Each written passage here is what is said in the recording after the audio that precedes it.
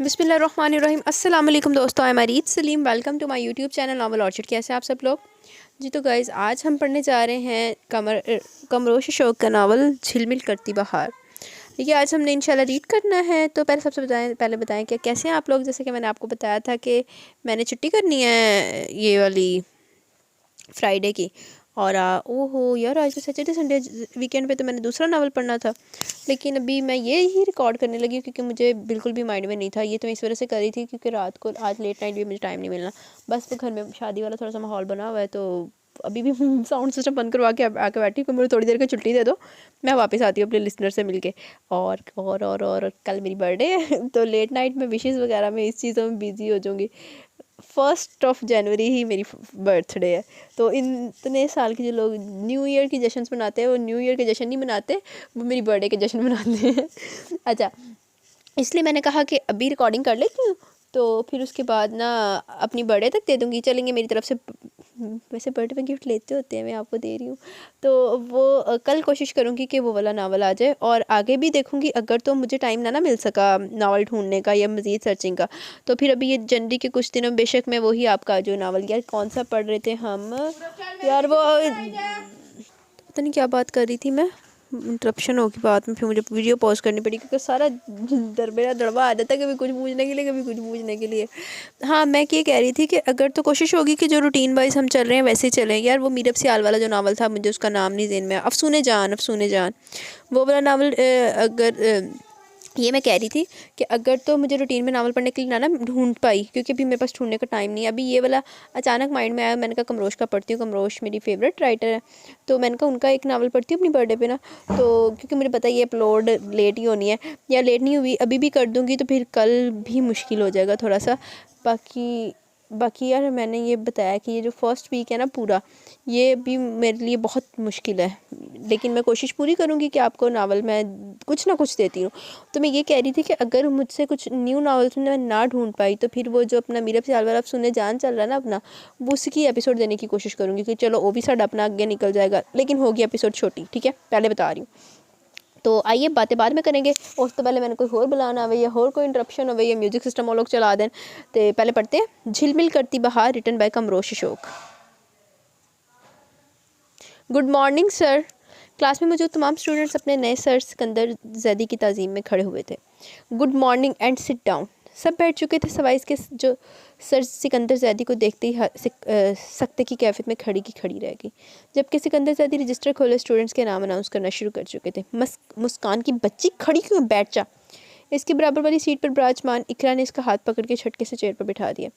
डांट खाने का इरादा है क्या? सुना है कि मिजाज बहुत सख्त है, मिनटों में बेइज्जती करके रख देते हैं। इसने धीमे से इसके कान में सरगोशी की, जो कि अभी तक अपनी तमाम तर सुध बुध खोई टिकटिकी बांधे से ही देख तके जा रही थी। डांट खाने का इरादा है क्या? सुना मजाज के बहुत सख्त है, मिनटों में बेइज्जती करके रख देते हैं। इसने धीमे से इसके कान में सरगोशी की, जो कि अभी तक अपनी तमाम तर सुध बुध खोई टिकटिकी बांधे ने तके जा रही थी। क्या कुछ न था इन ब्लैक चमकती आंखों में ज़माने भर की हैरानगी दर हैरानगी। अपने इतराफ़ को फरामोश किए किसी दीवानी दासी की तरह बगैर पल के झपकाए देखे की जा रही थी। मुस्कान फरहाज। क्लास की गंभीर खामोशी में ये नाम गूंजा मगर जवाब नदारित। मुस्कान फरहाज। नाम दोबारा दोहराया गया, मगर अब की बार आवाज़ में बला की सख्ती थी, जिसने ना सिर्फ मुस्कान को चौंका दिया बल्कि बाकी के स्टूडेंट भी हैरत से मुस्कान को देखने लगे। प्रेजेंट। आवाज़ में लर्जिश और कपकपाहट बहुत वाज़ेह नुमाया थी, जो सर सिकंदर जैदी ने बगौर नोट की। क्लासरूम में बैठने के लिए अपना दिलो दिमाग, अपने तमाम असाब को हाजिर रखा कीजिए, बिलखसूस मेरे पीरियड में। ये गायब दिमाग में बर्दाश्त नहीं करूँगा, ओके? सख्त लबद लहजे निगाहों में बेपनाह तेज़ी ने मुस्कान की आंखों में नमी भर दी। सर सिकंदर जैदी ने इसके झुके सर को देखा, एक तेज़ निगाह डालते बाकी स्टूडेंट की तरफ बढ़े, अपने रूल एंड रेगुलेशन के बारे में तनबीह करने लगे और सख्ती से ये बात बावर करवा दी कि इनके असूलों के खिलाफ कोई ना जाए। अपनी बेइज्जती के डर से सब स्टूडेंट्स ने बिला चूंचरा सर सिकंदर जैदी के असूलों को मानने में आफियत जानी। वो काउंटिंग की बुक खोल चुके थे। सबका ध्यान सिर्फ क्लासरूम में गूंजती इस भारी आवाज़ के सिम था। सर सिकंदर जितनी अच्छी पर्सनैलिटी के मालिक है, इतने ही रूड है। ज़रा भी इनके हसीन चेहरे पर मुस्कुराहट नहीं आई। इकरा ने इन पर अपना रिमार्क्स पास करना ज़रूरी जाना समझा था। नवा टीचर आवे तो स्टूडेंट रिमार्क्स ना पास करन, असी तो ऐसे ऐसे नाम रख दें। नो कमेंट्स, पर्सनल बातें नहीं बताते होते। अच्छा, बिल्कुल दुरुस्त कह रही है तू यार। अरे लड़कियाँ, यहाँ तो लड़के भी इनकी शख्सियत, शानदार शख्सियत से मुतासिर दिखाई देते हैं। इकरा की तरह अंबर भी इनके सरापे में खोई हुई थी। मगर पास ही बैठी मुस्कान इसकी सोचों के ताने बाने किसी और जहान में उलझे हुए थे। इसकी फ्रेंड्स क्या कह रही थी जैसे वो कुछ सुन ही नहीं रही थी। दिलो दिमाग की तमाम सोचें कितने रेशम के उलझे हुए धागों में उलझे हुए थे। जामे के आसपास होते शोर से ज़्यादा इसके अंदर शोर था जिससे लाख पीछे छुड़ाना चाहा भी तो नामुमकिन था। मुस्कान, इकरा और अंबर तीनों आपस में बेस्ट फ्रेंड्स थी। मुस्कान मासूम सी शर्मीली जिसकी हयाबार निगाहें हर वक्त झुकी रहती। इकरा और अंबर जैसी शोखो चंचल लड़कियों से इसकी खूब बनती थी। मुस्कान, खाना नहीं खाना आपको? ज़हरा बेगम इसके कमरे में दाखिल हुई। मुस्कान जो खुद में पूरी तरह मगन सामने लगी दीवार पर सजी पेंटिंग में पूरी तरह गुम थी। ज़हरा बेगम की ममता से चूर प्यार भरी सरजनिश पर कदरे चौंक सी गई। जी मम्मी, आप कुछ कह रही हैं? बेटा, मैं आपसे पूछा खाना नहीं खाएंगी आप? ज़हरा बेगम ने जब ये बात नोट की कि इसके ध्यान के सारे धागे कहीं और उलझे हुए हैं तो चलती हुई इसके करीब आ बैठी और नरमी से इसके रेशमी सिल्की बालों को सहलाने लगी जो इस वक्त बिखरे हुए थे। नहीं मम्मी, मुझे भूख नहीं है। मुस्कान ने इनकी फ़िक्रमंदी को देखते हुए जल्दी से खुद को संभाला, मगर ज़हरा बेगम की फ़िक्रमंदी एक लाजमी अमर थी। क्यों जानूँ क्या बात है? मैं नोट कर रही हूँ जब से आप यूनिवर्सिटी से आई कुछ उलझी कुछ किसी सोच में गुम हो। दोपहर में भी मैंने आपने कुछ नहीं लिया। पहले भी अपना वहम समझी ये सोचकर खामोश हो रही कि आप थकी हुई हैं, मगर अब लगता है कि कोई बात है जो आपको अंदर ही अंदर परेशान करिए। तो क्या आप अपनी मम्मी से शेयर नहीं करेंगी? इन्होंने मुस्कुराते हुए इसके दोनों हाथों को थामा। अरे मम्मी, ऐसी कोई बात नहीं, मैं बिल्कुल ठीक हूँ। बस ज़रा इकरा अंबर के साथ कैंटीन में कुछ ज़्यादा ही खा लिया था ना, इसलिए कुछ खाने को दिल नहीं चाह रहा। मुस्कान ने ज़हरा बेगम के चेहरे को प्यार से देखा जहाँ इसके लिए ममता की चाशनी और फिक्रमंदी झलक रही थी। फ़िक्र कैसे नहीं करूँ, जानती हूँ मैं तुम्हें अच्छी तरह। अपने दिल की कोई बात जो आप परेशान करती है आप इसे किसी से भी शेयर नहीं करती हो, लेकिन मैं ये भी जानती हूँ कि मेरी ये शर्मीली सी बेटी आज नहीं तो कल मुझसे ज़रूर अपनी परेशानी शेयर करेगी। इन्होंने इसकी अरकलूत पे शानी चूमी। मुस्कान चाहते हुए भी मुस्कुराई और बल्कि अपना सर झुका गई। ज़हरा बेगम मुस्कान को ड्राइंग हॉल में ले आई जहाँ घर के बाकी मकीन पहले से मौजूद इनका इंतज़ार कर रहे थे। मुस्कान, बेटा एनी प्रॉब्लम? फ़रा बता रही थी कि आपने दोपहर से कुछ नहीं खाया। बेटा अगर कोई मसला है तो हमें बताइए। सराज ने मुस्कान को जांचती नज़रों से देखा। नहीं बड़े पापा, ऐसी कोई बात नहीं है, बस वो मेरे सर में थोड़ा दर्द था। इसने बिरयानी की डिश सराज की जाने बढ़ाई जो इन्होंने थाम तो ली मगर अपनी प्लेट में नहीं निकाले बगैर साइड पर रख दी, क्योंकि खाने से ज़्यादा इन्हें अपनी ये भतीजी दिलो जान से अजीज़ थी। तो आपको डॉक्टर को बुलवा लेना चाहिए था फातिमा, आपको भी ख्याल नहीं आया मुस्कान का? इन्होंने अपने पास बैठी बेगम को सरसनिश की। मुस्कान इनका ऐसा अंदाज देखकर दिल भर के शर्मिंदा हुई। वैसे भी क्या ताल्लुक, एक चेहरा ही तो था जिसके लिए खुद तो हुई परेशान और अपनी ज़ात से इतने चाहने वालों को भी फिक्रमंद कर दिया। सराज, आई एम सॉरी, न जाने मुझसे ये गलती कैसे सरसोद होगी। दरअसल मैं ज़रा मिसेस फाखरा के यहाँ चली गई थी इनकी इयादत को, वरना ऐसी गुस्ताखी मुझसे नहीं होती। फातिमा भी अपनी गलती पर नादिम थी जिसने मुस्कान को मज़ीद शर्मिंदगियों की अथाह गहराइयों में लापटका। अरे बड़े पापा, फ़रा ने मुझे सर दर्द की गोली दूध के साथ दे दिया और मैंने ही फ़रा को बड़ी मम्मी को कुछ बताने से मना किया था, क्योंकि मैं जानती हूँ बड़ी मम्मी से ज़्यादा फिक्रमंद हो जाती है। मुस्कान ने फ़ौरन ही फातिमा बेगम का दफ़ा किया जिससे सराज के माथे पर पड़ी शिकनों में कुछ फ़र्क पड़ा। इन्होंने फिर से मुस्कान को देखा। ऑल राइट, अब कैसा आपके सर का दर्द? मुस्कान दिल में शुक्र अदा करती रही कि वो जानती थी कि इसके बड़े पापा जिस कदर ठंडे और मलाई मजाज के हैं, बड़े पापा इतने ही गुस्से तेज़ और गर्म मजाज रखते हैं। ये तो मुस्कान थी जिसके आगे जाने इनका जाहो जलाल कहाँ गायब हो जाता था। बल्कि यूँ समझिए कि मुस्कान से बात करते वक्त किसी को यकीन नहीं होता कि बस ये वो सराज रहती है जो अपने सर्कल में नहायत द्रोबदार और रूड मशहूर है। अब बिल्कुल ठीक है। इसने सलाद की प्लेट से एक ठंडा खीरा उठाया और खाने लगी। वो पुरसुकून हो गई थी कि सराज ने से कुछ ज़्यादा सवाल जवाब नहीं किए। अरे पापा, कुछ नहीं हुआ इन्हें, ये सब बहाना प्यार समेटने का। जुनैद ने इसे चढ़ाने के लिए कहा मगर उल्टा इसको ही डांट पड़ गई जिस पर मुंह बना के रह गया, जबकि मुस्कान इसको मज़ीद तपाने के लिए मुस्कुरा दी जिस पर वो इसे घूर कर रह गया। मुस्कान की बच्ची! इकरा से किसी बात पर हाथ में पकड़ी हल्की फुल्की सी बुक मार रही थी और इसी असना में पीछे हटी के किसी के मजबूत और कुशादा सीने से जा टकराई। इसे तो कुछ नहीं हुआ, मगर मुस्कान के नाजुक शाने में दर्द की हल्की सी टीस जरूर रही और जब पलकों की बार में मुश्किल उठी तो सारे जिस्म का खून अपने सुर्ख सफ़ेद चेहरे पर महसूस हुआ। सॉरी। घबराहट में लफ्ज़ भी साथ न रहे, बल्कि ऐसा लगा जैसे वो बर्फ़ हो गई हो। जहाँ तक मुझे मालूम है ये आप तीनों का मैथमेटिक्स का पीरियड है। सर सिकंदर ने बारी बारी तीनों को देखा। Yes sir. सर सिकंदर को देखकर इकरा की हवाइयाँ उड़ने लगी। बमुश्किल वो भी ये दो लफ्ज़ अदा कर पाई, जबकि अंबर इसकी तो ज़ुबानी तालू से चाप चिपकी थी। तो और इस छोटे से तो का मतलब वो तीनों बखूबी समझती थी। वो सर, एक्चुअली अंबर के सर में शदीद दर्द हो रहा था। इकरा को जल्दी से यही बहाना सोचा जिस पर अंबर ने पूरी तरह से घूरा, जबकि मुस्कान तो वहाँ ऐसे खड़ी थी जैसे वो इस सब मंजिल से बिल्कुल अलग है। तो आप 2 नंबर की तीमार था लेकिन इनके पास मौजूद है। ज़िंदगी में अगर वो शर्मिंदा हुई होंगी तो इस वक्त वो इस शख्सियत के सामने जिसकी नज़रों में अपना एक ख़ास इमेज बनाने के लिए अपना काम बेहतर से बेहतरीन करने की कोशिश करती थी।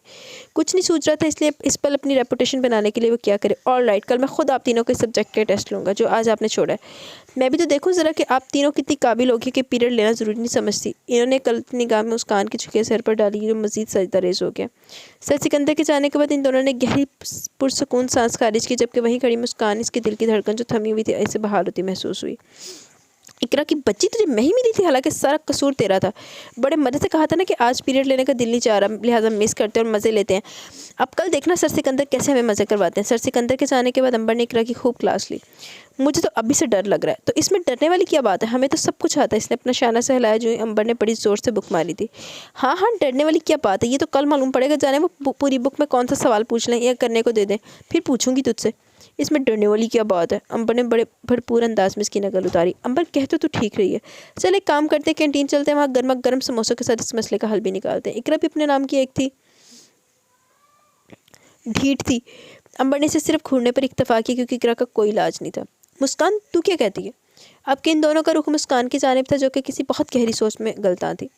क्या ख्याल है, छुट्टी ना कर लें, एक दिन से कुछ नहीं होता। मुस्कान अंदर से जिस कदर डरी सहमी थी वो सिर्फ वही जानती थी, मगर ऊपर से खुद को हद दर्जा मजबूत बनाने की कोशिश कर रही थी। मगर इसकी बात पर दोनों इस तरह उछल पड़ी जैसे ज़मीन पर किसी ने हज़ारों वोल्ट का करंट छोड़ दिया। Very good Muskan, you are so genius. क्या शानदार मशवरे से नवाजा आपने। तेरे इस मशवरे से साबित हुआ कि सर सिकंदर से तुझे अपनी बेइज्जती कराने का बहुत मज़ा आता है। अंबर का अंदाज नहायत पुरसकून था मगर बातें तंजियाँ। मोहतरमा मुस्कान साहिबा, ये सर खान नहीं है जो पट जाए, ये सर सिकंदर है, नहायत ही सख्त और करख्त। और क्या तो अपनी फ़र्स्ट क्लास भूल गई है जब पूरी क्लास के सामने तुझे डांटा था? ना रे बाबा ना, सर सिकंदर से कुछ नहीं पता, क्या पता वो हमें अब की बार पूरी जामे के सामने बेइज्जत कर दे। इनका क्या भरोसा।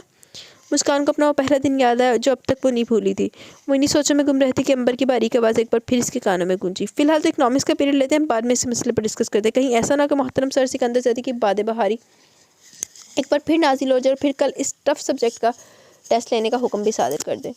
वो मुस्कान इकरा को मुस्कुराती हुई देखने लगी और फिर तीनों का रुख क्लास की सिमत था।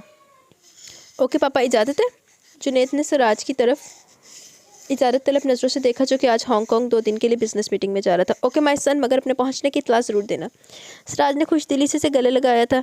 जुनैद भाई, मेरे लिए ढेर सारे परफ्यूम ज़रूर लाइएगा। फ़रा ने हर बार की तरह फिर याद दहानी करवाई। ऑल राइट बहना, मुझे याद है। इसने फ़रा के सर पर हल्की सी चप्पत लगाई। और आपके लिए क्या लाऊँ? अब किसका इशारा मुस्कान की सिमत था जो मुस्कुराती हुई नहायत दिलकश लग रही थी। जी कुछ नहीं। अरे वो क्यों? जुनैद ने हैरानी से तका। वो जानता था कि हर लड़की की तरह इसे भी शॉपिंग का क्रेज़ है। ये अलग बात कि वो फ़रा की तरह पटर पटर बोलती नहीं, अपनी फरमाइशी लिस्ट इसके हाथ में नहीं थमाती थी और इसकी शर्मीली अदा से वो बखूबी वाकिफ़ था। भाई हम जानते हैं कि हमारी बेटी नहायत शर्मीली है, इसलिए ज़ुबान से कुछ नहीं कहेगी, इसलिए तुम अब हमारी तरफ से मुस्कान बेटी के लिए ढेर सारी शॉपिंग करना। सिराज ने हलावत से इसके सर पर शफकत से हाथ धरा। आई नो पापा, मैं तो ऐसे ही पूछ रहा था, ऐसे ही मजाक कर रहा था। जुनैद ने मुस्कुरा के से देखा जिसकी घनेरी स्याह पलकों की बाढ़ झुकी हुई थी। ओके, अब मेरी फ़्लाइट का टाइम हो रहा है, मैं चलता हूँ। सब पर बारी बारी अलविदाई निगाह डालता वो एयरपोर्ट के लिए रवाना हो गया। मुस्कान अपनी ही धुन में अपने कमरे में जा रही थी कि फ़र्श पर पड़ी किसी शय से पूरी तरह टकराई और इसकी दर्द भरी चीख पूरे हाल में गूंजी थी। क्या हुआ? फ़रा के साथ फातिमा बेगम और ज़हरा बेगम भी किचन छोड़े इसकी सिमत भागी जो नीचे फर्श पर बैठी पाँव पकड़े रो रही थी। चेहरा तकलीफ़ और दर्द से बिल्कुल नारी हो रहा था। मोच आ गई है शायद। ना चाहते हुए भी इसकी ब्लैक चमकती आंखों से चंद मोती रुखसार की सीनत बने थे। ज़हरा बेगम ने तो दिल पर हाथ रख लिया। इनकी इकलौती बेटी की आंखों में आंसू। ओह हो नहूनी हो गई है तो कोई। वो तो इसकी खूबसूरत आंखों में नमी देखने की रवादार न थी। कजा इतने बहते अश्क कहाँ बर्दाश्त कर पाती। अब मुस्कान को स्पेशल चाइल्ड स्पेशल ट्रीट में। मुस्कान क्या हुआ, मेरी बच्ची ज़्यादा लग गई, रुको डॉक्टर को बुलाती हूँ। ज़हरा बेगम ने दीवानों की तरह इसके पैरों को देखा और फिर परेशानी से उठने लगी। फ़र ने इन्हें तसल्ली दी। चाची जान ऐसी कोई बात नहीं, बस ज़रा हल्की सी मोच है। मुस्कान भी अपनी तकलीफ़ को अपनी माँ के लिए फरमोश कर बैठी जिसकी मामूली से तकलीफ़ पर भी होल सी जाती। मुस्कान ने भी अपने शुगर फ्री होंठों पर इनकी खातिर मुस्कुराहट सजाई थी। फिर इन तीनों के सहारे वो अपने रूम में आई। जिस दौरान फातिमा बेगम डॉक्टर को फ़ोन कर चुकी थी। डॉक्टर मुस्कान को देखकर जा चुका था, बेड रेस्ट बताया था। मुस्कान की बच्ची आज आ रही है 3 दिन बाद। वो जैसे जामे में दाखिल हुई, इकरा और अंबर ने से जा रही है। मेरी तबीयत ठीक नहीं थी मगर तुम लोगों को इतनी तौफीक नहीं हुई कि भूले से मुझे कॉल ही कर लो। इकरा और अंबर की खफकी को नज़रअंदाज किया। वो नाराज़गी से बोली, अच्छा तो मोहतरमा मुस्कान, फरहाद की तबीयत ख़राब हो गई थी, टेस्ट का सुन दी।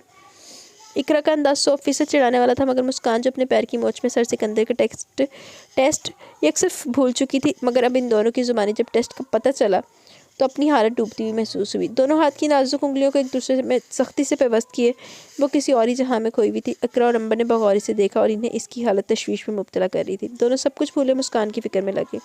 अरे मुस्कान, तुम्हारी तबीयत तो ठीक है ना? इकरा ने इसका नाजुक शाना हिलाया, जिस पर वो चौंक कर खाली नजरों से इन्हें देखने लगी। मुस्कान, इसमें इतना वहशत ज़्यादा होने की क्या बात है? नहीं आई थी तो कोई बात नहीं, तुम सत्य के अंदर से एक्सक्यूज़ कर लेना। अंबर ने प्यार से इसकी अर्कलूत पेशानी अपने रुमाल से साफ की, मगर अब भी मुस्कान की पोजीशन में कोई फ़र्क नहीं पड़ा। अब परेशान होने की बारी इन दोनों की थी। क्या ज़रूरत थी इन दोनों को भी अचानक ही शौक पहुंचाने की? मुस्कान, आई एम सॉरी यार, हमें तुम्हें यूँ इस तरह नहीं परेशान करना चाहिए था। मुस्कान इन दोनों को इस तरह देखते हुए फ़ौरन संभली और ज़बरदस्ती की मुस्कुराहट लबों पर सजा ली। नहीं यार, कोई बात नहीं, असल में मैं कुछ और सोच रही थी। खैर छोड़ो, आओ क्लास में चलते हैं। मुस्कान का लबो लहजा इसके अंदाज का बिल्कुल साथ नहीं दे रहा था, जो कि इन दोनों ने बखौर नोट भी किया, मगर वो भी इसकी बेस्ट फ्रेंड से इसके ना आने की वजह मालूम करके दम लिया। और जब वजह पता चली तो दोनों को ना सिर्फ दुख हुआ बल्कि अफसोस भी बहुत हुआ कि इसकी सुने बगैर ही अपनी ही कही दोनों ने, जिसकी दोनों ने माजरत भी की। पागल हो गई तुम दोनों, और कुछ नहीं। मुस्कान आपके दिल से मुस्कुराई और अपनी सोचों को पीछे धकेले इनके साथ बातों में लग गई। सर सिकंदर क्लासरूम में तमाम स्टूडेंट्स को कुछ सवालात लिखवा और समझा रहे थे और साथ कुछ पॉइंट्स पर लेक्चर भी नोट करवा रहे थे, जो तमाम स्टूडेंट्स रजिस्टर में कलम बंद कर रहे थे। भारी रौबदार आवाज़ क्लासरूम की इस गंभीर खामोशी को चीर रही थी। वाइट कलफ लगे कुर्ते शलवार में इसकी पर पेशावरी चप्पल पहने वो अपनी छा जाने वाली शख्सियत के मानित खूबसूरत लग रहे थे। ज़हीन और फ़तीन आंखों को आई ग्लासेस में छुपाए इनकी निगाह बुक के अलावा तमाम स्टूडेंट्स पर भी पड़ रही थी, मगर इन सब स्टूडेंट्स में बैठी हुई इनके लेक्चर को सुनने के बजाय इनके हर अंदाज में गुम थी। मुस्कान फरहाज लेक्चर देते हुए इनकी निगाह खुद पे पूरी तरह मुनहमिक मुस्कान पर टिक गई, मगर सर सिकंदर की ये नाम की पुकार इसका तसलसल न तोड़ सकी। जब भी पास बैठी अंबर ने इसे टोका, मुस्कान पूरी तरह गड़बड़ा के रह गई और अंबर के इशारे पर सर सिकंदर को देखने लगी, जो बुक बंद किए सीने पर हाथ बांधे मुस्कान को ही देख रहे थे। कहाँ हैं आप? गंभीर लहजे में किया गया सवाल इसके औसान खता करके। मैंने कुछ समझाया, वो लिखा आपने? रजिस्टर लाइए इधर। इसकी गैर होती हालत की परवाह किए बगैर इन्होंने हुक्म सादिक किया। जी जी जी जी वो घबराहट हिचकिचाहट में इसके हाल से गोल्डन पेन ज़मीन पर से सिकंदर के कदमों के पास आ गिरा।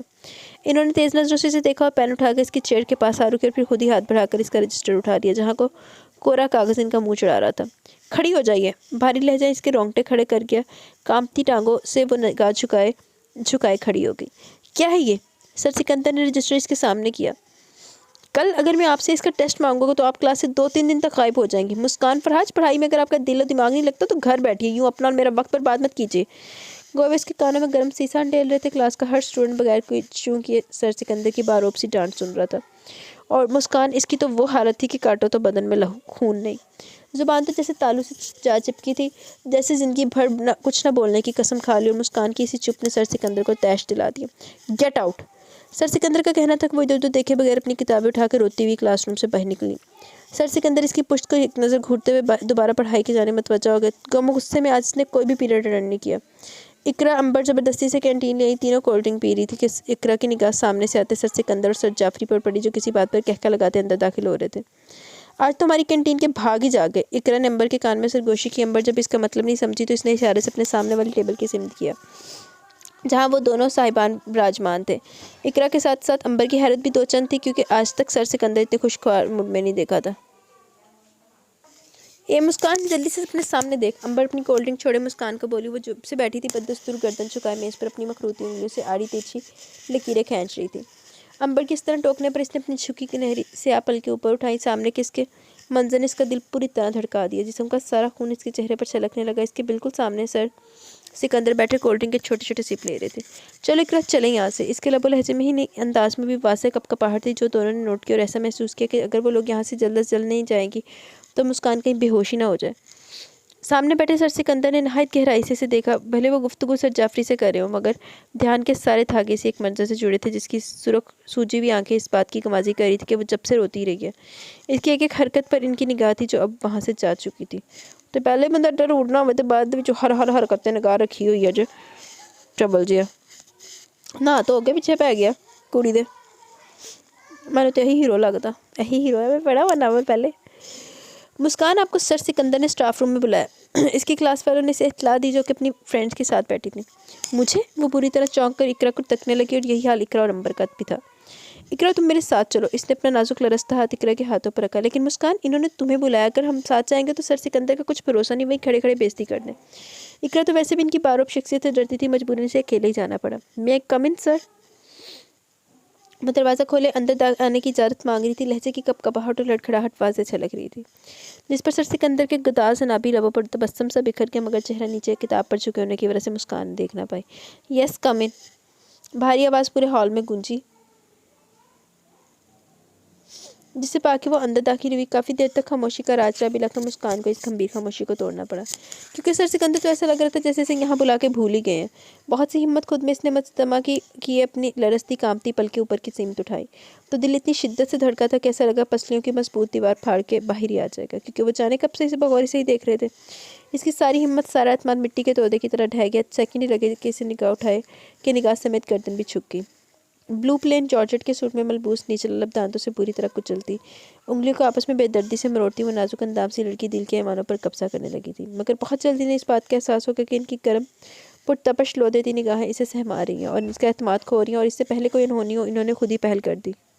यार मैं तो तुहानू पहले किया सी सर सिकंदर जल्दी नज़र खराब, नीयत खराब हो गई, कुड़ी ते गंदी नज़र रख ली सर सिकंदर ने। जी तो मुस्कान, कल आपने कोई भी पीरियड अटेंड नहीं किया, क्या वजह जान सकता हूँ? इनके नॉर्मल लबो लहजे पर मुस्कान का एतमाद धीरे से धीरे बहाल होने लगा। इसका हंसा एतमाद भी शर्मा हया की भारी सी चादर में लिपटा रहता था कि मुकाबिल यही समझता कि इसमें एतमाद की हद दर्जा कमी है। जी वो आगे अल्फाज इसका साथ ही नहीं दे रहे थे, जुबान तो जैसे तालू से जा चिपकी थी। एनीवेज जो हुआ सो हुआ, आगे से कोई गलती नहीं होनी चाहिए। एक बार फिर सिर सिकंदर ने इसकी मुश्किल आसान कर दी। मुस्कान ने हौले से झुकी गर्दन इस बात में ओले से हिलाई।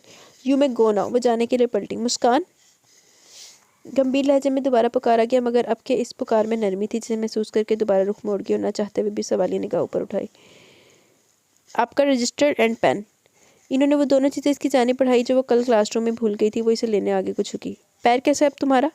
सर सिकंदर की तरफ से किए गए इस सवाल पर वो भौंचका होकर आ गई और इन दिलकश आंखों में झांकने लगी जहाँ इसके लिए प्यार का, मोहब्बत है और एक जहान आबाद था। वो एकटक पसी निगाहों में झांकने लगी और इसकी ये हरकत बिल्कुल गैर इरादी थी। वो खुद नहीं जानती थी कि अनजाने में वो क्या गलत कर बैठी है। क्या बात है, इन निगाहों में डूबने का इरादा है या डुबोने का? शौक लबो लहजे में किया गया ये जुमला मुस्कान को बुरी तरह गड़बड़ा गया। मुस्कान इसके लहजे को देखते हुए अब के बगैर सर सिकंदर की परवाह की अपनी चीज़ें लेती तेजी से बाहर की सिमत भागी थी। मुस्कान के इस फरार पर सर सिकंदर के नाबी लबों की तलाश में मुस्कुराहट खिल उठी थी और काही मेहंदी शीशों की चमक दुगना हो गई थी। इन्हें कैसे पता चला मेरे पैर की मोच का? वो हैरानगी से सोचती हुई आगे बढ़ी, मगर इसकी सोच का कोई सिरा नहीं हाथ लगा। दिल चाहता है तुमसे कोई प्यारी बात हो, तन्हाई हो, खामोशी हो, लंबी सी रात हो, फिर पूरी रात तुमसे यही गुफ्तगू रहे। जैसे इसने रजिस्टर खोला, कोरे कागज़ पर गोल्डन पेन से लिखी ये नज़म इसकी आंखों में सितारे भर गई। शुगुरफी लब गुलाबी लबों पर आप ही आप मुस्कुराहट रहेंगी, मखरूती उंगलियां चमकते गोल्डन लफ्ज़ों पर चलने लगी और नज़म के नीचे लिखे हदीद नाम पर अटक गई। आ ठहरी, हदीद भी आ गया जी। सर सिकंदर जैदी मामला संगीन है। मम्मी अब कैसा फील कर रही हैं? वो फातिमा बेगम के नज़दीक बैठा था। चंदा मैं तो बिल्कुल ठीक हूँ, जो आप मेरी नज़र के सामने रहे तो। फातिमा बेगम ने लाड से कहा था, जिसे सुनकर इसके चेहरे पर दुख और गम का रंग आ रहा था और एक जा रहा था। वो भी क्या कर सकता था? अगर इसके इख्तियार में होता तो वो ज़रूर सोचता, मगर ये घर छोड़ने का हुक्म भी तो इसके अजीज़ जान पापा का था। मगर फातिमा बेगम की नासाज तबीयत के बारे में सुना तो खुद को रोक नहीं पाया, दौड़ा चला है। ओ मम्मी, आप जानती तो हैं। हदीद ने फातिमा का सर हाथ थामा। हदीद बेटा, छोड़ दो ना ये जिद। अब दोनों बाप बेटे की इस बेजा जिद में एक ममता से भरी माँ का क्या कसूर है जो ये तकलीफ से दर्द सहे? इनकी आंखों से अश्क बहरे निकले। हदीद की दूरी वो बर्दाश्त नहीं कर पा रही थी और कैसे करती, आखिर वो इस घर का बड़ा बेटा था। मम्मी प्लीज़ आप रोइए ना, वरना तबीयत बिगड़ जाएगी। इसका दिल अपनी माँ के बहते आंसुओं पर कट कर रह गया और अपनी मजबूत उंगलियों के पोरों से इसके कीमती आंसू साफ किए थे। तो फिर आप वादा करें कि अब आप ये घर छोड़कर कहीं नहीं जाएंगे। इन्होंने इसका मजबूत हाथ अपने कमज़ोर गर्म हाथों में पकड़ा। फातिमा बेगम के लहजे में आंसू उम्मीद ने इसके मजबूत कदमों को लड़खड़ा कर दिया। वो जो अगर कुछ देर और रुकता तो यकीनन इसके लिए फ़ैसला करना मुश्किल हो जाता है। इसलिए बगैर इनको जवाब दिए एक दुख भरी निगाह ने देखा और फिर रुका नहीं। मुस्कान, चल जल्दी खड़ी हो, भैया आए हैं। मुस्कान अपने कमरे में बैठी रजिस्टर थामे थी कि फरावी झपटने के अंदाज में रजिस्टर इसके हाथ से लिया और एक साइड पर रखा और इसे साथ लिए चलती रही, बगैर इसकी कुछ सुने कि वो क्या कह रही है। भैया ये बहुत गलत बात है। एक तो आप इतने दिनों बाद आए और हमसे मिले बगैर ही जा रहे हैं। फरा ने गेट से बाहर इस रेड मर्सिडीज़ के पास आकर रुकी जिसे हदीद पर स्टार्ट करने ही वाले थे। इसलिए आपकी ये सज़ा कि आप हमें आइसक्रीम खिला रहे हैं। ओके बाबा, ओके बैठो। इन्होंने अपनी प्यारी सी बहन की छोटी सी फरमाइश रद्द न की और फ्रंट डोर खोला, जहाँ मुस्कान को उसने जल्दी से बिठाया और खुद पीछे की सीट पर जा बैठी। भैया आप घर वापस आ जाइए ना, फरा आगे होकर बोली। फरा, हदीद ने धीरे से इसे तनबीह की, जिस पर वो खामोशी से मुंह फुलाकर बैक सीट से टेक लगा बैठी। हदीद ने इसका फूला चेहरा देखा तो आहिस्ती से मुस्कुरा दी। इतने दिन बाद अपने भैया से मिली और वो भी मुंह फुला के बैठी हो, कुछ बोलोगी नहीं? तो आप मेरी बात कहाँ मान रहे हैं? अच्छा छोड़ो इस टॉपिक को, ये बताओ इन मोहतरमा को क्या हुआ, क्या घर में डांट पड़ी है? इशारा अपने बराबर की सीट पर बैठी मुस्कान की सिम था, जो सबसे सर झुकाए अपने नाखून पर लगी क्यूटेक्स हटाने की कोशिश कर रही थी। आपको तो मालूम है ये मोहतरमा कितनी शर्मीली और डरपोक वाक़ हुई है, इसलिए आपके साथ आने पर डर रही है। फ़रह हंसकर बोली, जबकि मुस्कान फ़रह के इस जवाब पर पेचो ताप खा के रह गई। इसका अंदाज़ा तो मुझे है। हदीद ने इस नाजुक सी सहमी हुई लड़की को गहरी नज़रों से देखा था। धानी जॉर्जेट की ओपन शर्ट, मैरून फ्लैपर जिस पर धानी रेशमी धागों से कढ़ाई हुई थी, मैरून दुपट्टे को सलीके से ओढ़े वो ज़माने भर से जैसे डरी हुई लग रही थी, और इसका यही अंदाज हदीद को दीवाना करता था। चलो भाई आ गया स्नोपी बार, नीचे उतरो। वो चाबी को इग्निशन से निकाला था कि मुस्कान की मध्यम सरगोशी कानों में पड़ी, जो फ़रह से नीचे उतरने को मना करी थी। मगर क्यों मुस्कान? फ़रह इसकी तरफ झुकी थी। वो ये इशारा अपने नाजुक पैरों की सिमत किया। दोनों इसका इशारा पाकर वहाँ देखने लगे तो हदीद का भरपूर कहकर गाड़ी में गूंजा, फ़रह तुम इसे बगैर स्लीपर क्यों उठा लाई? हदीद ने इसके गोरे गोरे पैरों को देखा, जो कि शर्मिंदगी के मारे फ्लैपर के अंदर कर चुकी थी। ओह आई एम सो सॉरी मुस्कान, असल में भैया के आने की इतनी खुशी थी कि तुम्हें ऐसे ही उठा लाई, और शायद तुम मुझसे यही बात कर रही थी घर पर, जो मैंने अनजाने में नज़रअंदाज कर दी। फ़रह को अपनी गलती पर बहुत परेशानी हो रही थी। मुस्कान को भी महसूस हुआ कि वो शर्मिंदा है, तो मज़ीद कुछ नहीं बोली। यार ये ऐसी अल्लाह मियाँ की गायें कहाँ पे हैं? ये मुझे लगता है सिर्फ नावलों में ही है, असल दुनिया में ये नपैल ऐसी बनी है हीरोइनें। कोई बात नहीं, आप दोनों जाएं, मैं यही ठीक हूँ। तुम्हारे बगैर तो ये सफ़र बहुत मुश्किल है। हदीद ने नहायत धीमे से ये ज़ुमानी जुमला अदा किया, जिस पर मुस्कान से तकती चली गई। आई ग्लासेस के पीछे से झांकती इन काही मेहंदी आंखों की चमक में मज़ीद इजाफा हो गया। अनाबी लबों पर जानदार मुस्कुराहट रिंगी थी, और इनकी वजह थी मुस्कान। आए काही मेहंदी अखा है भी यहाँ ते ओ भी सी, याद करो किदियाँ सी। अच्छा, मुस्कान के इस तरह देखने पर हदीद ने इसके चेहरे के आगे हाथ लहराया, जबकि पीछे बैठी फ़रह हल्के से मुस्कुरा दी। मुस्कान को अपनी इस बेखुद हरकत पर टूटकर शर्म आई, जिस्म का सारा खून जैसे चेहरे पर छलकने लगा हो। हदीद का इस पल जी चाह रहा था कि ज़माने भर से छुपा के इसे अपने दिल में रख ले, कि दुनिया वालों की बुरी नज़र न लगे इसे।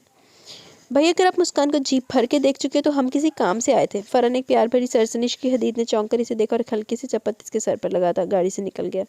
मुस्कान सर झुकाए हौले से मुस्कुरा दी। इनका ये खुशगवार सफ़र 2 घंटे पर मुहित था। हदीद ने वापस इन्हें घर ड्रॉप कर दिया। नाली ला जाता। वॉट क्या कह रहे हो? ये कैसे मुमकिन है यार? सर सिकंदर फ़ोन पर किसी से बात कर रहे थे, और इनका गुस्सा और जलाल देख के ऐसा लग रहा था कि इनके मजाक के खिलाफ कोई बड़ी बात हो गई है। मैं ऐसा कभी नहीं होने दूंगा। फ़ोन के इस पास जो भी था, सर सिकंदर को इसकी गुफ्तगू ने सरता पास उलगा डाला था। तुम रहने दो, अब ये मेरा ज़ाती मामला, और इस मसले को मैं खुद निपट लूँगा। वहाँ से फिर कुछ कहा गया, नहीं यार तुम मेरी फिक्र मत करो, और ऐसा तो मैं अपने जीते जी कभी नहीं होने दूंगा। ओके अल्लाह हाफिज़। उन्होंने गुस्से में रिसीवर कैडल पर पटका। कुछ देर सोचने के बाद अपने मोबाइल से एक जाना पहचाना नंबर डायल किया। 1 बार, 2 बार, 3 बार। वहाँ से लाइन काट दी गई तो इसका गुस्से से पारा हाई हो गया। सामने रखी बेल बजाई, क्लर्क अंदर आया। हाँ नज़ीर, BCom पार्ट 1 की मुस्कान फरहाज को बुला कर लाएं। जी बेहतर सर। इतने अरसे में वो कुछ सोच चुका था, आगे का लाहेमल तैयार कर चुका था। इतने में नज़ीर चला है। सर वो आज जल्दी चली गई है। ओके आप जाएं। सर सिकंदर कल का शिद्दत से इंतज़ार करने लगे। मुस्कान को ड्राइवर कॉलेज के गेट के पास उतार चला गया। वो अपनी ही धुन में चली जा रही थी कि रेड मर्सिडीज़ के टायर ज़ोर से इसके पास चढ़ाए। वो डर कर 1-2 कदम के फासले पर भी अंदर देखा तो सर सिकंदर अपनी शान शौकत के साथ विराजमान इसी को देख रहे थे। रेड मर्सिडीज़ किसी और दी भी आ ਹੁਣ तक तो तुझे समझ ही चुके होगे मेरे नाल रह के मेरे लिसनर्स इन्ने ज़हीन ते हो गए होने।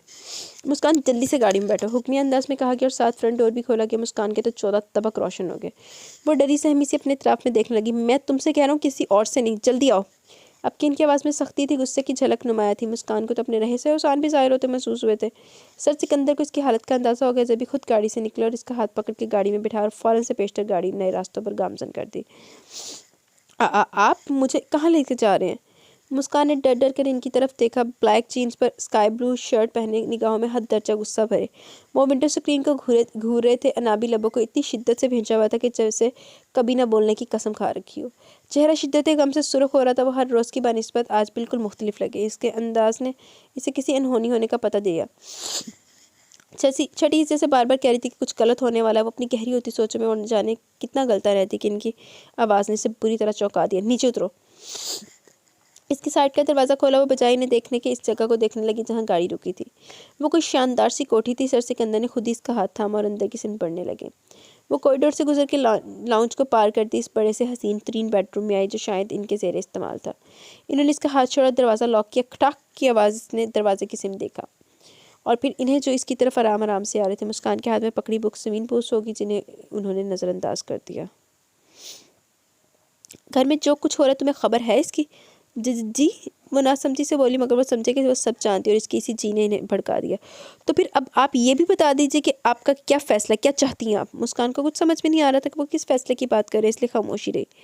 मुस्कान, तुम्हारी इस खामोशी से जाहिर हो रहा है कि तुम वही करोगी जो तुम्हें बड़े पापा कहेंगे तुम्हारे।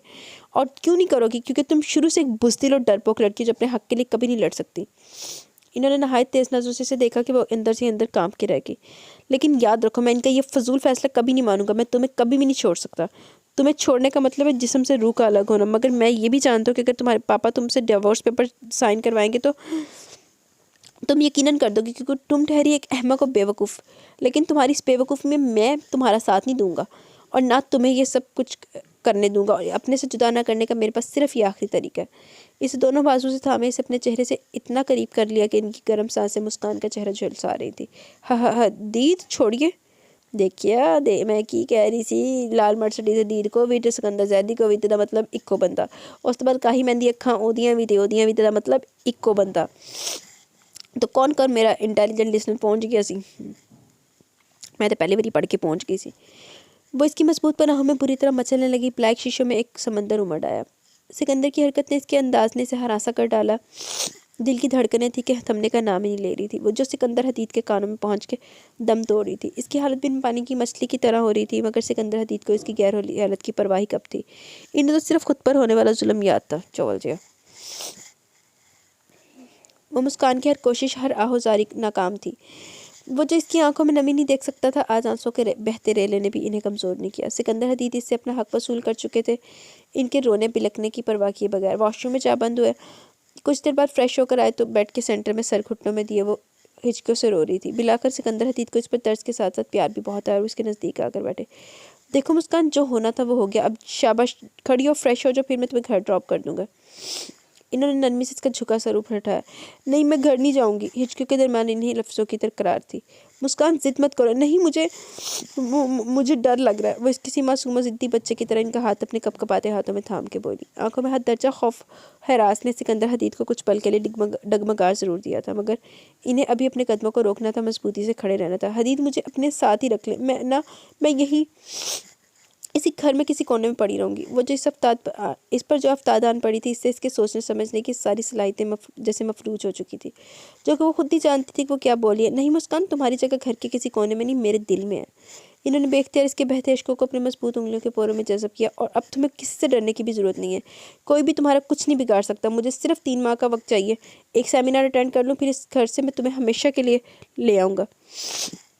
इन्होंने इसका ठंडा यख बस्ता नाजुक सा मखरूती हाथ अपने हाथों में कैद कर लिया। मगर हदीद वो घर में सब लोगों के चेहरे में आंखों में गर्दिश करने लगे तो खौफ मजीद बढ़ने लगा। मेरी जान, कुछ नहीं होगा। इन्होंने बेख्तियार इसकी सर्द पेशानी पर अपने प्यार की मोहर सबत कर दी, जिस पर इसकी घनेरी लांबी पलकों का अश्क लरसता व दहकते रुखसार पर आ गिरा। मैं बहुत जल्द तुम्हें लेने आऊँगा हदीद। अगर आप नहीं है तो मैं खुदकुशी कर लूँगी। मुस्कान, इन्होंने इसके शुगरफी लबों पर हाथ रखा, हिलते शुगरफी लबों पर। खबरदार, जो तुमने अब इतनी घटिया बात दोबारा सोची भी हो तो मुझसे बुरा कोई नहीं होगा। मैं जानता हूँ कि तुम मुझसे इतना ही प्यार करती हो जितना मैं तुम्हें करता हूँ, बल्कि शायद मुझसे ज़्यादा चाहती हो तुम मुझे। और तुम्हारे दिल में क्या है इसका भी मुझे इल्म है, मगर अपनी ज़ुबान से कहने का तुम में ज़रा भी हौसला नहीं। हमेशा तुम्हारी शर्मा हयात बुज़दिली आड़े आ जाती है, लेकिन मुझे तुम्हारी तरह ये सब भी बहुत अजीज़ है, अपनी जान से ज़्यादा। सिकंदर हदीद ने इसका खूबसूरत चेहरा अपने हथेलियों के प्याले में भरा और इसकी ब्लैक चमकती हुई आंखों में झांकने लगा, जहाँ साफ सिकंदर हदीद की तस्वीर आवेज़ा थी। बड़ी मुश्किल से इन्होंने मुस्कान को संभाला, इसे दिलासा दिया था, समझाया था कि कुछ दिनों की बाद फिर हम साथ रहेंगे। कुछ ही घंटों बाद वो अपने घर में मौजूद थी, मगर एक अक्सर बदली हुई मुस्कान, जो शायद खुद से निगाह मिलाने के काबिल नहीं रही थी। वो जा चुका था अहद पे माँ के वादे उम्मीदें देके, अब जाने वो इंतज़ार की सूली पर कब तक चढ़ी रहती। ज़ैदी विला 2 भाइयों और इनकी फैमिली से आबाद था, जो कि आपस में सब एक दूसरे के लिए मोहब्बत जैसे जज्बात रखते थे। बड़े भाई सराज ज़ैदी के 3 बच्चे हदीद, सिकंदर, जुनैद और फ़रा, जबकि छोटे भाई फरहाद ज़ैदी के अल्लाह ने बन्नतों मुरादों से सिर्फ एक ही बेटी से नवाजा था, जो कि अपने नाम की तरह ही शर्मीली और मासूम थी। घर के हर मकीन के दिल में वो बसती थी। सभी इस पर जान लुटाते थे, मगर सिकंदर हदीद के लिए वो कुछ और ही मानी रखती थी। इसके नरम गरम जज्बात मुस्कान के लिए बिल्कुल अलग थे। वो न्यूयॉर्क जाने से पहले मुस्कान को अपने नाम मंसूब करना चाहता था, जिसका घर के हर फर्द ने एहतराम किया और दोनों को एक खूबसूरत बंधन में कैद कर दिया। एजुकेशन कहा हो गया ना था।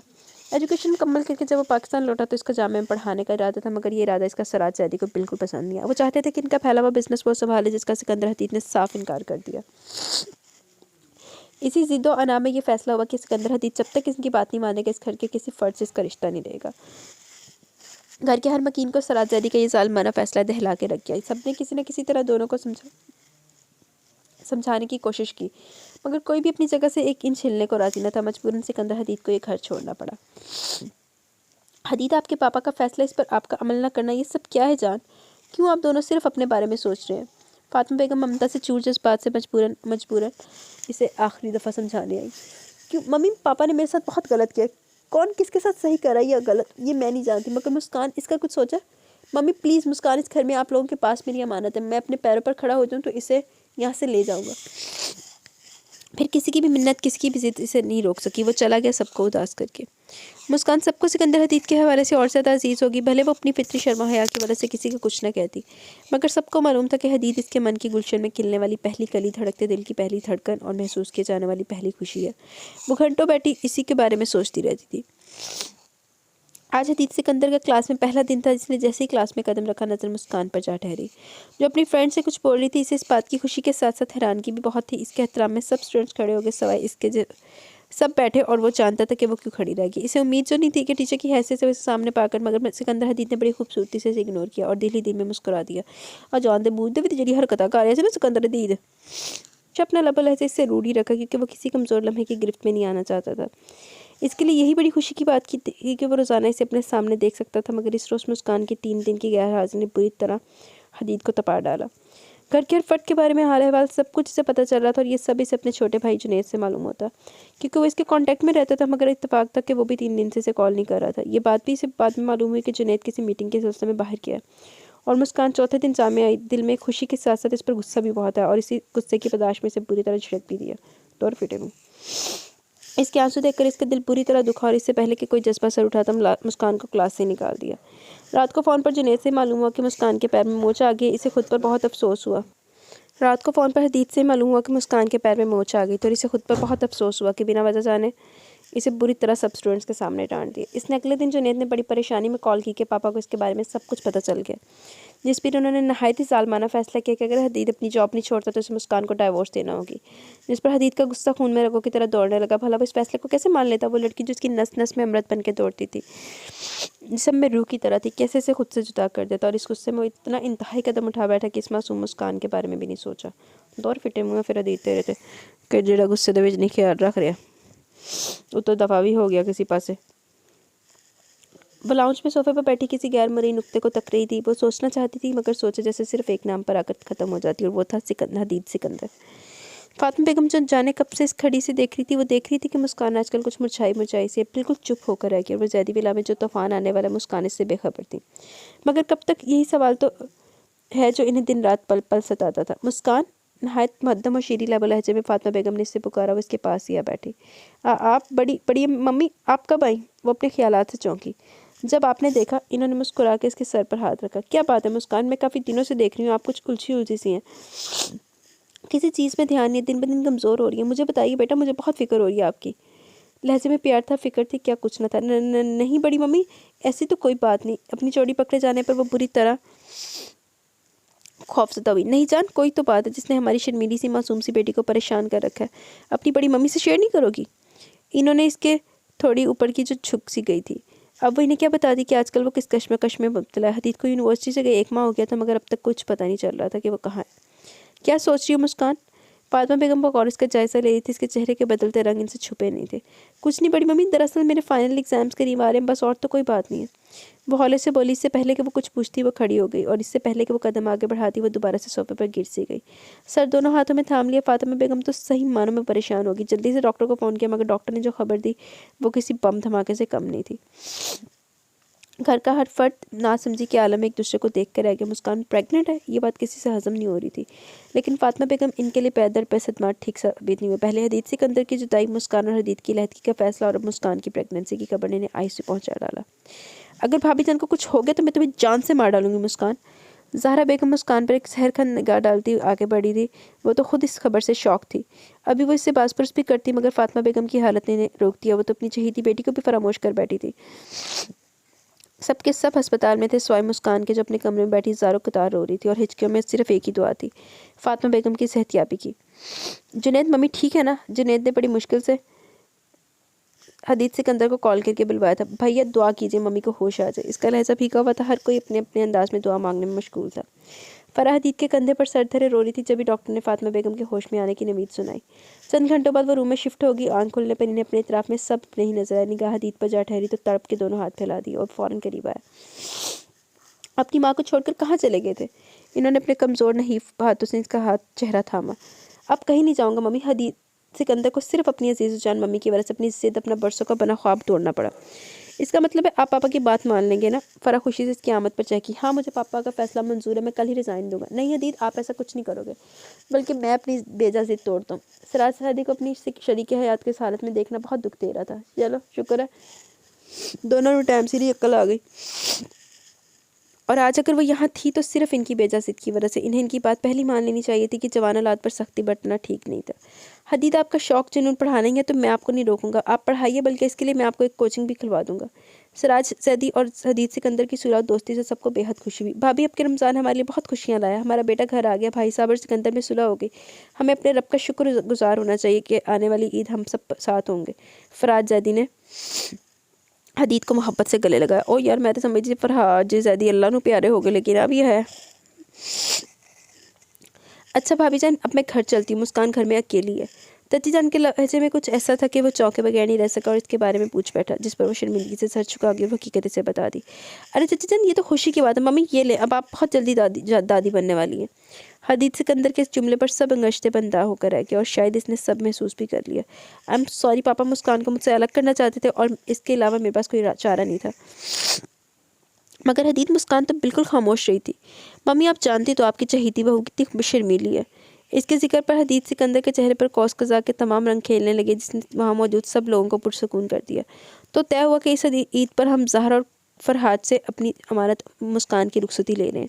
सराज जैदी ने मुस्कुराते हुए सबको देखा, जबकि फरहत जुनैद ने याहू का नारा लगाया।